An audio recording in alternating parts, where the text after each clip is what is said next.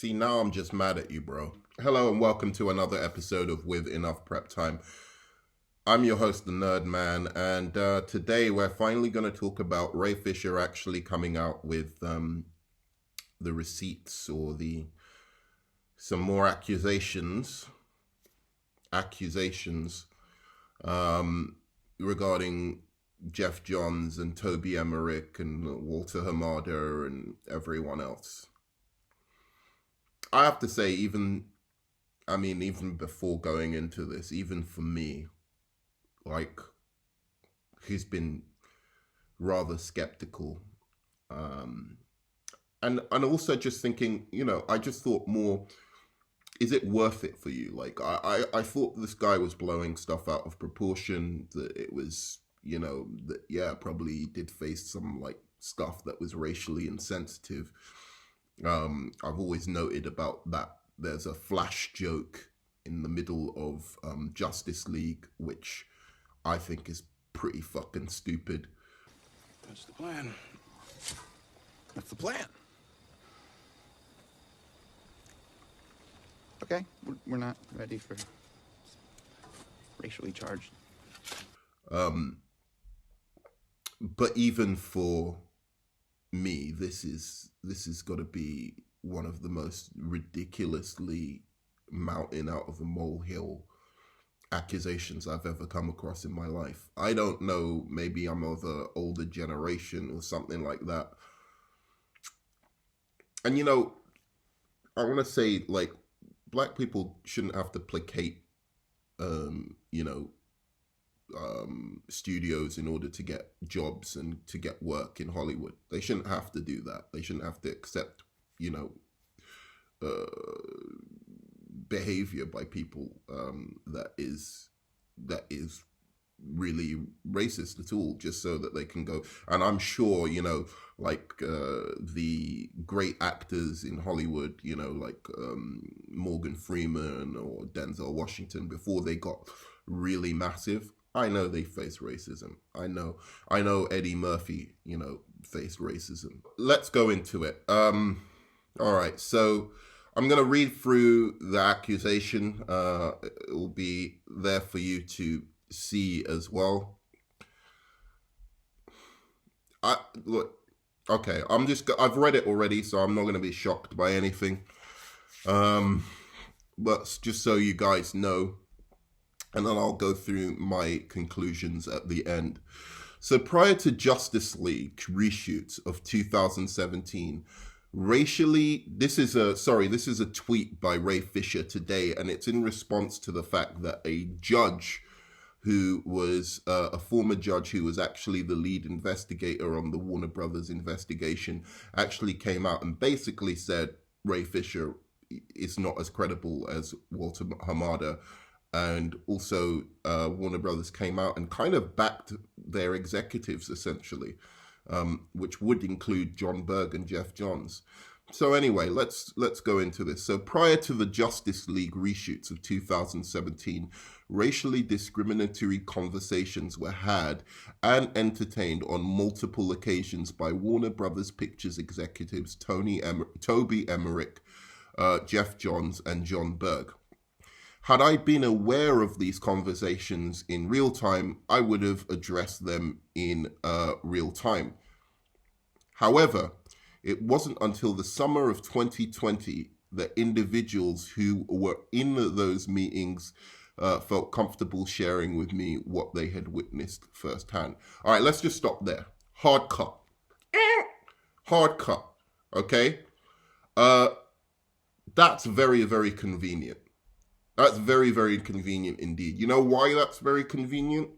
Because one could argue Ray Fisher has been sitting on this till the Snyder Cut was getting released, right? So he was sitting on this, letting these executives be so abusive and so gross and so discriminatory to all the rest of their future cast that they've been working with since 2017. He's been allowing them to be able to function in this way, right? Because he just wants the Snyder Cut to come out and he didn't want to ruffle any feathers until it was released, right? So now he's conveniently put the timeline. So when he realized that all this racism was going on was actually in the summer of 2020, once the announcement had actually come out of the Snyder Cut being released, or near about when that announcement was coming out. So so essentially, this now gives him a little. I love to look up the timeline, but this gives him a little cushion space to be able to say, oh, I didn't know about these things, so that's why I didn't mention them over the last 3 years, and I didn't mention so that these people could go around, essentially abusing their staff, Josh Whedon, etc. So let's just start there. Well, we know this is a contradiction, first of all, because obviously he was, saying that Josh Whedon was abusive on set. So he still let Josh Whedon be functioning abusively on set from 2017 to 2020. So no matter what, he should have come out with the Josh Whedon accusations way before if he really cared about people. And he cared about the conditions. If he was a champion of the little man, he should have come out against Josh Whedon in case he was abusing his power consistently on other sets that he was working on. So let's just do a hard cut there, okay? And then so he goes on to say, when it comes to matters involving race, I always try to give people the benefit of the doubt to those who may be ignorant of their own biases.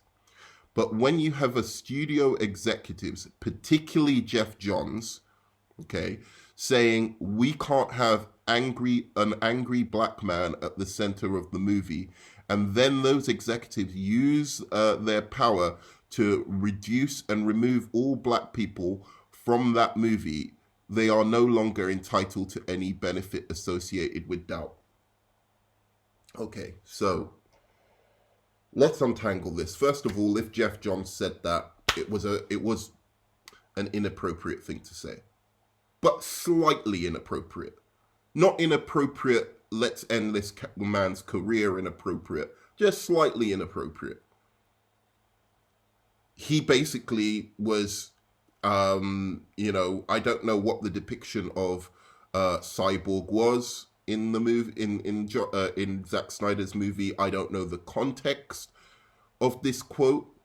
So maybe Cyborg seemed to him way too angry in the movie. Maybe he was talking about, which would be more insulting. He was talking about Ray Fisher, because Ray Fisher had kept coming to him complaining every day, and he saw him as an angry black man, maybe, which would have been a little bit more offensive, him saying that. But all in all, it isn't like huge, massive racism. And as for this, comment later on that all black people from the movie were removed. So were cast members. So let me just bring up the cast of Justice League so we can all see it together. Okay, so cast of Justice League. Let's see who wasn't in the movie. We had William Dafoe wasn't in the movie. Robin Wright wasn't in the movie. Julian Lewis as Jones as King Atlantis. Atlan wasn't in the movie.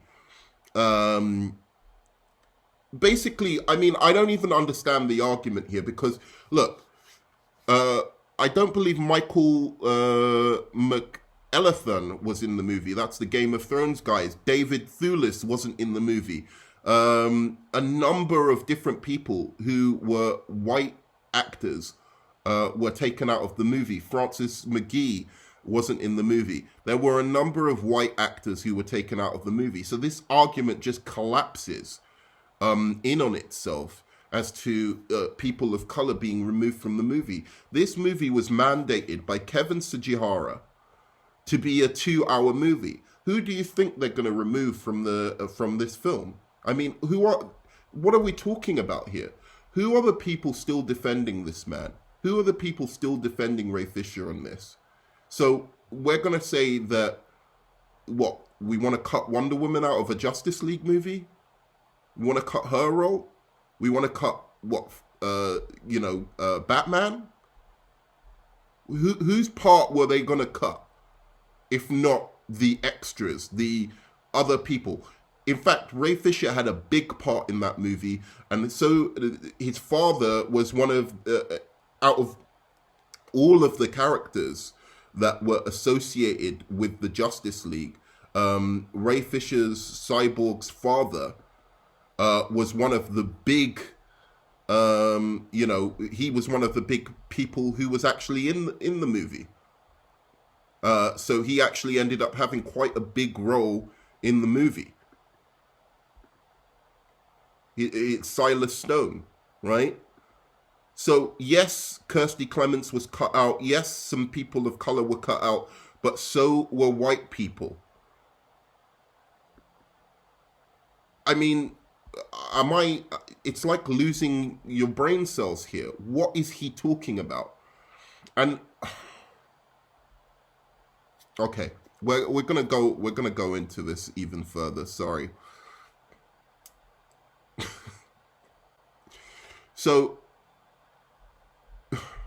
Toby, Jeff, John were not ignorant of their biases. They understood full well that the racist rhetoric they chose to entertain in those meetings were offensive, discriminatory, and unacceptable. So the racist rhetoric, which from your own admission came mainly from Jeff Johns. So you said it was from Jeff Johns. He said, we can't have an angry black man at the center of the movie. What did Toby Emmerich say then? What did John Berg say? Why are they being dragged into this? They didn't say anything. You're saying it was Jeff Johns who said it. So so just because they heard a racist thing, they are also accomplices to that racism. They heard a racist thing and they're accomplices. And the thing that was said was so on the edge of not even being racist, you can interpret it in different ways. Like he's saying, actually, literally, we shouldn't have an angry black person at the center of this movie. I don't know why a white person might think that, but maybe they thought that was a good thing, like that they were saying, like, that there's a stereotype around black people and we don't want an angry black cyborg at the center of the movie. Cyborg's supposed to be somebody who's much more upbeat and uplifting in the comics. I don't know. I have no idea what the thinking behind that statement was. But nonetheless, there are many different ways to interpret it, in which indeed you can give the benefit of the doubt to, and you can actually discuss with the person and see, say, look, dude, this isn't appropriate. That is not the way. Even if you were trying to say this, that is not the way to say it. You don't have to be scorched earth about this. You don't have to be 3 months asking for apologies, trying to cancel people. And that is what he's trying to do. Make no mistake about it. And I'm seeing now, the cancel culture has gone into full fucking overdrive. We've got Eminem, T.I., a number of other people who are like now beginning to feel the wrath of Generation Z, who are wanting to cancel everything that they don't like in history. And, and coming up with sex scandals with no proof, no evidence. I want to look into this T.I. case a lot more as well. Because what did I say? I said, when this whole cancel culture, kicks into high gear, black people are going to be the ones that suffer from it most. Everyone will have people like Jeff Johns back. They'll have people like, when he's accused of racism. They'll have people like Josh Whedon's back when he's accused of racism. They'll have Johnny Depp's back when he's accused of assault. Will they have T.I.'s back in the same way? When people come out against T.I., possibly with no evidence, just accusations. I hope they do. I hope they keep the same energy when people are accusing black people of all of these things, that they come on and do the same things that they're doing with Johnny Depp, protecting him, doing all of that kind of stuff. Because this is what I worry about with cancel culture. This is where it's going. And, we've got Ray Fisher, the spearhead, leading the charge. So, Toby, Jeff, and John were not... so offensive discrimination. Further, they dared not speak those things to me, nor nor any other black person associated with the film. Right. So this is brilliant now. So not only are you hearing it secondhand from other sources, right? So this is pure hearsay. In a court of law, this would be hearsay. You heard it secondhand. You didn't see it yourself. You didn't witness it yourself. You're actually stating straight up that Geoff Johns and Jon Berg and Toby Emmerich never said these things to you. They said it to... Not only did they not say it to you, they didn't even say it to any black person on set. They didn't even say it to a black person on set. They were, you say they were afraid to say it to many black people on set. So they didn't say it to you. You heard it from somebody else. What's their agenda? Who are they? What do they get out of it? Why would they tell you these things? Are they like part of like a woke community and that are equally massively offended by a white person even just saying the word black? I don't know any context behind this other than it's hearsay, and that these people didn't even say this to any of the black or cast or people of color. So what is going on? Why are people standing with Ray Fisher? I do not know. All right. So instead, they chose the cowardly route of gaslighting, complete with extremely problematic requests such as asking me to play Cyborg like Quasimodo. So these are the racist notes he was talking about. Play Cyborg like Quasimodo. Who's Quasimodo? Quasimodo is like basically like a cyborg Frankenstein character. He's a person who's actually a good heroic character, but who is seen as a monster by those like the community around him because of how he looks. Right? You're the one who chose to play fucking Cyborg. If you want to ask me, Cyborg even being on the Justice League is what's racist. I mean, it's not extremely racist, don't get me wrong, viewers. But when I'm saying racist in this sense, I mean that you have a team full of handsome, beautiful, the world's greatest godly heroes, and then you have this tin can cyborg Frankenstein monster on the side as the only person of color or black person in the team. I find that problematic. That's why I prefer Jon Stewart and I prefer Martian Manhunter, who fits in more with these great godly people with epic, stories and whatever, and great villains. But Cyborg is a token character. Straight up, full on token character. And you chose to play a token character. So from the very beginning, there's racial issues involved in this. So if they're telling you to play him like Quasimodo, who, from a literary standpoint, from a story standpoint, is actually a character that does have a lot in common with what Cyborg is supposed to be in this Justice League film, which is, he's a Frankenstein monster. He's got problems with what he's become. He's become a machine. He's afraid people will be scared of him, the way he looks. So, yeah, he is kind of a Quasimodo character because Quasimodo was a hero. He wasn't a villain. He was somebody who people looked at and were scared of because of his looks, as opposed to what was in his heart and soul, which was a heroic character. This is more bullshit. How is that problematic? This is a problem now for hiring people of color into these industries. If you are gonna go on like this is a racist note. This is what he was talking about with the race. I'm disappointed. I thought Ray Fisher had something better than this. I thought once he comes out, it's going to be better than this. I was just encouraging him, saying, look, dude, just come out, say what it is so that we can all look at this and, like, you know, at least partially be on your side. At least, you know, be like, okay, at least if this happened, if Geoff Johns did this, we'll still need proof, but if Geoff Johns did this, fuck him. But you haven't even got that. This is nothing. All right. And then let's go on further to more silliness.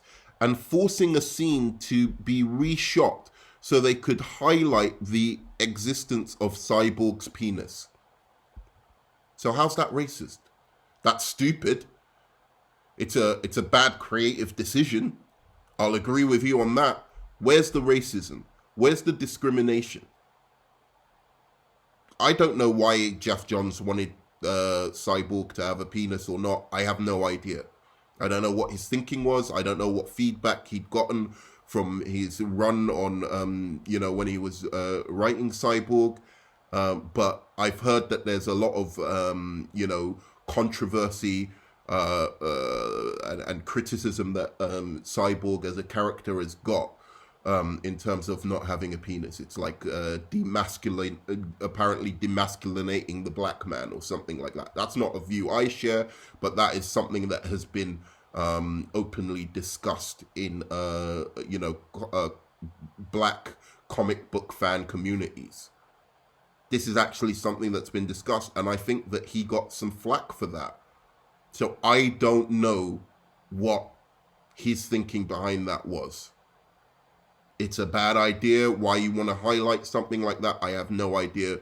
But it's a bad creative idea. It's not racist. Unfortunately, those were some of the issues. So he's trying to say, there's more issues. Well, you better tell us some better ones next time. We now know that leadership of Warner Brothers Pictures lied to the cast and crew of Justice League and to the world about Zack Snyder picking Joss Whedon to finish the film. So what? It's their production. It's their $300 million. They can do whatever the fuck they want in terms of lying to the cast and crew about, you know, whether Zack Snyder... Did Zack Snyder invest this $300 million? Did you invest the $300 million into the film, Ray Fisher? Who invested the $300 million? Whose project is it? Who benefits? It's like, I'm not a big like fan of capitalism and all of this kind of stuff. I have problems with it in itself. But let's face it, that's what we're living under. We're living in the real world. Okay? Now, they invested $300 million into the project. It's their money. They made the stupid ideas. They lost the money. They're the ones who... you know, in the end, lost out most by their greed and stupidity in hiring Joss Whedon. What the fuck? This is like some Snyder Cult shit. Only the Snyder Cult would see this as a bad thing. How is him... Who cares? They lied to you. Oh, no. It's like a fucking... you know, like a spurned girlfriend or boyfriend. Oh, he lied to me. So what? Get on with your life. They lied to you. They lie all the time. They lie on these productions all the time because they want to get the shit done. It's a $300 million fucking project. There are more important things to them and the investors than whether, you know, your feelings aren't hurt. What were you going to do? If they told you the truth, what, you were going to walk off the set, say, no, if Zack Snyder doesn't approve this director, I'm not going to act anymore in this film? What were you going to do, Cyborg, Ray Fisher? No, honestly, look, anybody like out there, please explain to me what anybody was going to do. If Warner Brothers had told Gal Gadot or Ben Affleck or any of these people, you know what, Zack Snyder doesn't really approve of Joss Whedon, but we're moving forward with Josh Whedon anyway. Were these people going to walk off set, stop a 300 million production, break their contract? No, they weren't. So why are we even bringing this up? Who gives a fuck if they lied about Josh Whedon, about Zack Snyder approving Josh Whedon? I do not care. Their money. If it's your money, if it's Zack Snyder's money, then maybe I'd have a problem with it. But even still, it's like, it's such a fucking non-event to the rest of humanity. It has nothing to do with racism. It has nothing to do with this narrative of abuse. That's not abuse. It's not gross. It's business. The truth will continue to reveal itself, and as it does, there will likely be attempts to shift blame completely to Kevin Tsujihara and Josh Whedon. But make no mistake, Geoff Johns worked intimately with Josh to overhaul the entire Justice League script. Okay, let's stop there.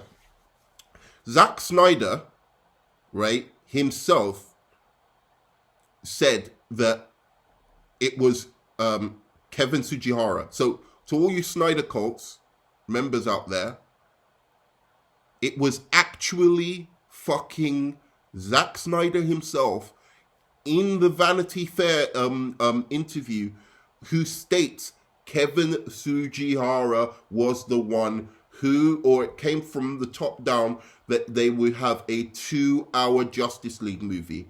I've already presented my case, and I will present it again, that I know Geoff Johns from reading his comics, from just knowing the man and his passion for DC Comics. There is no fucking way in holy hell that he was the one who came up with an idea for a 2-hour Justice League movie. Didn't happen. Wasn't him. He may have come up with the, let's inject more humor, let's make it lighter, no way he came up with a 2-hour Justice League movie. That guy would sit through a 5-hour Justice League movie if it was possible. He loves these characters. There is no way he would do that.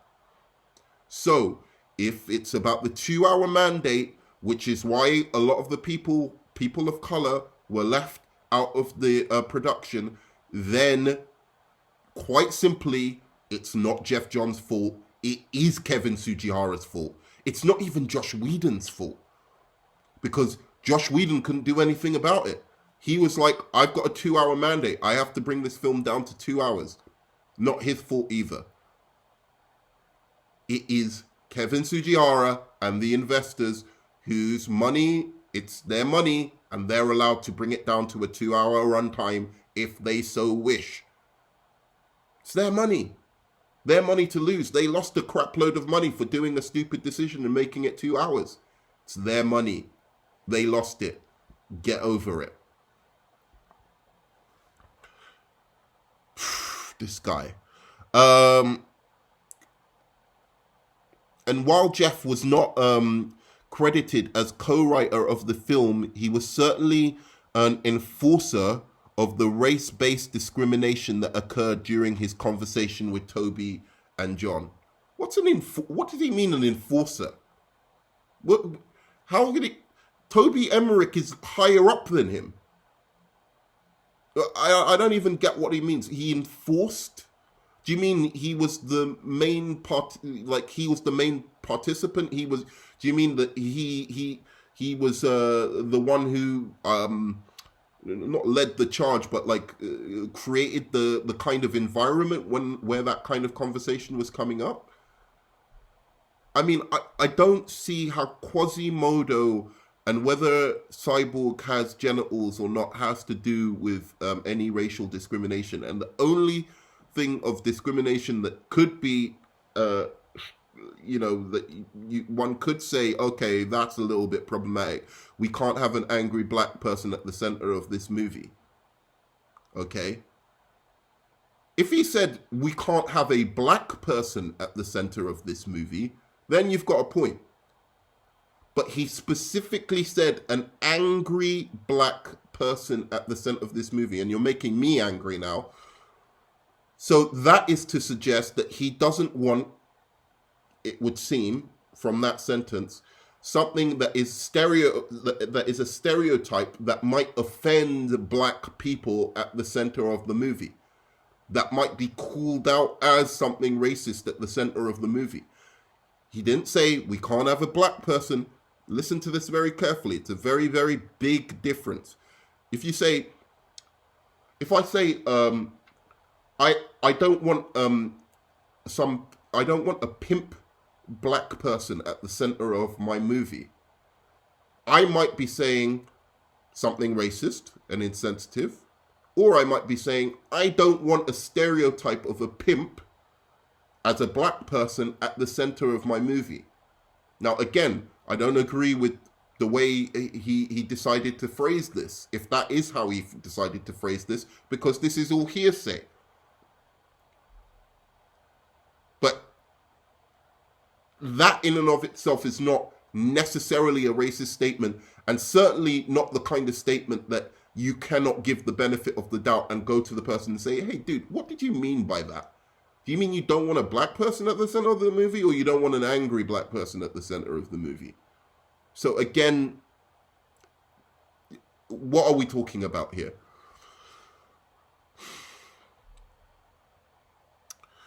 Zack Snyder's Justice League stands as proof of an opposition to that discrimination. How? Because it's a 4-hour movie, an undisciplined 4-hour movie in which he can put everything in it he wants, including all the people that he cast as black and whatever. Again, what are you talking about? It was Kevin Tsujihara who mandated the 2-hour runtime. Therefore, they had to cut everybody pretty much apart from the main people in the Justice League. Yeah, okay, they put J.K. Simmons in because he's Commissioner Gordon. Of course, they're always going to put the Batman secondary cast in. Always. You know how the Warner Brothers rolls. That's DC. Batman fanboys all day. They want Batman, as much Batman shit, related shit, in a movie as they possibly can. That's how they roll. That's how they are. Apart from that, what are we talking about? There is no other secondary characters of significance in this, apart from like Lois Lane, who they had to have. Everyone who's in the Justice League movie, practically everyone, you would think is either a main character or literally has to be in the movie because of the narrative. Hence why Cyborg's dad is still in the movie, because he was somebody you can't pull out of the movie. Everyone they could pull out, everyone who was unnecessary, including Flash's girlfriend, was taken out of the movie. This is not proof of jack shit. Zack Snyder has 4 hours, they had 2 hours. If Zack Snyder had 2 hours, we'd see how many people of color remained in the film. In fact, we can even go back to Zack Snyder himself, who said he was going to cut out the Kirstie Clements cameo because he was saying, oh man, I really wanted to put that in, but I have to cut it out if you want to have a 2-hour mandate. So that Flash scene was not integral to the movie. He could take it out. Hence why Joss Whedon took it out.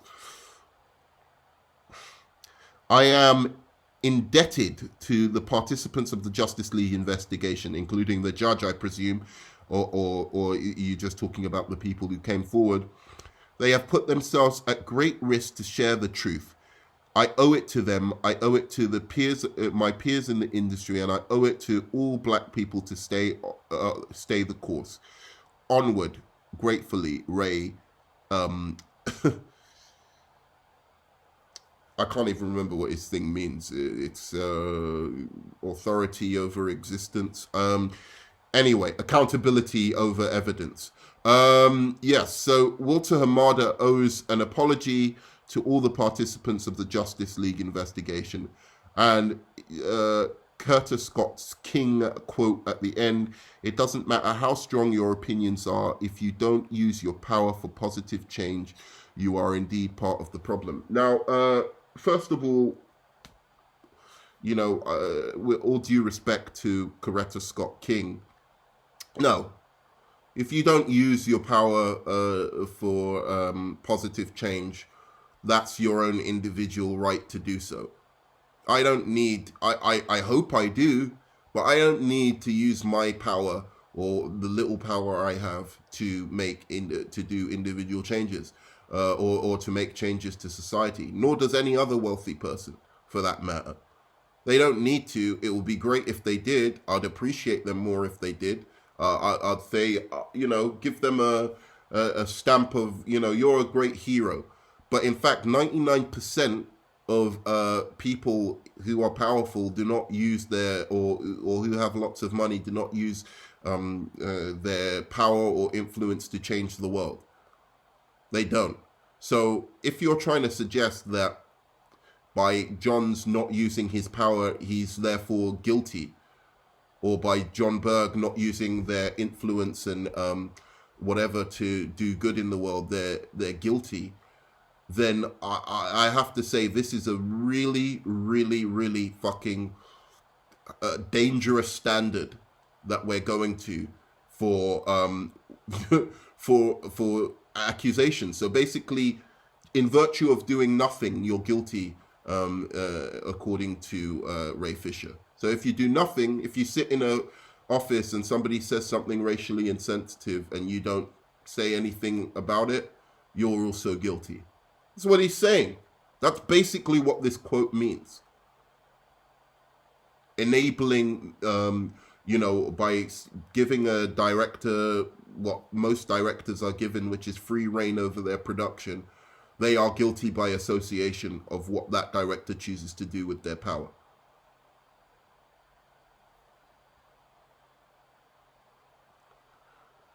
I commend everyone who has influence and power and does good with it. I would say, somebody who adopts children when they're rich, they're wealthy, and they have no reason to. They adopt children from Asia, from Africa. I think that's a great thing. They should be commended for that. But I am not about to go, oh, you know what? Everyone who doesn't adopt children, that's my morality, they're a problem and they need to be ousted and guilt-tripped into doing that. Or